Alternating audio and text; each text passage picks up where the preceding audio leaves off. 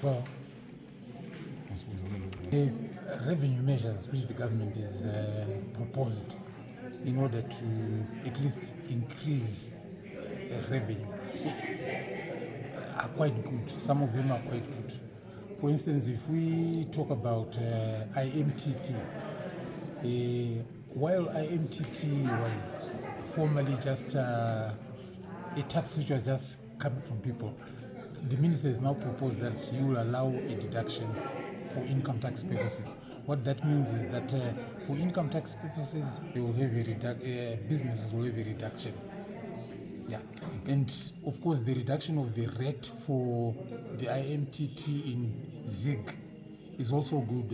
According to him, as he says, it's for the improvement of usage of local currency.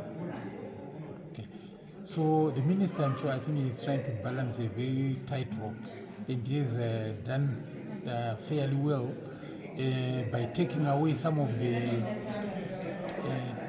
what I would call tax expenditures. In other words, areas where there were incentives that were just there to take away taxing rights from Zimbabwe. For instance, if we look at miners can claim losses forever. But the minister has seen it fit and suggested that miners should only be allowed to claim 30% of the accumulated loss at the end of each period.